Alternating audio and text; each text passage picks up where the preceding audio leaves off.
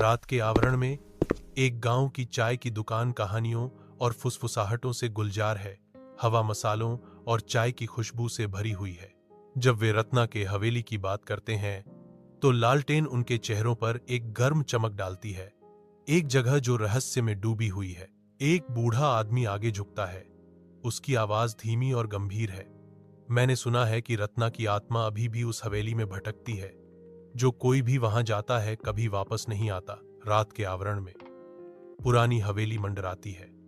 इसका क्षयकारी मुखौटा भूली हुई भव्यता की एक स्पष्ट याद दिलाता है। कुछ क्षण हिचकिचाने के बाद एक युवक चुप्पी तोड़ता है।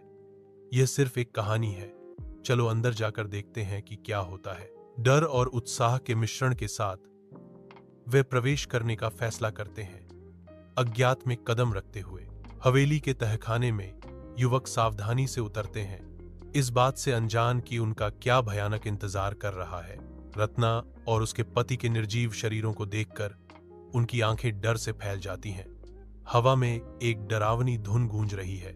जैसे ही एक भूतिया छाया अस्तित्व में आती है, युवक डर के मारे भाग जाते हैं। उनकी चीखें रात को चीर देती हैं। तारों भरी रात के आवरण में रवि और उसके दोस्त शांत गांव में प्रवेश करते हैं। हर कदम के साथ परछाइयां नाचती हैं। दबी हुई चेतावनियों के बीच रवि का विद्रोही स्वभाव एक साहसी शर्त को प्रज्वलित करता है। भूतिया हवेली में एक रात, जिसे उसके रिकॉर्डिंग फोन द्वारा कैद किया गया है। उनकी चेतावनी को अनदेखा करते हुए रवि रिकॉर्डिंग शुरू करता है।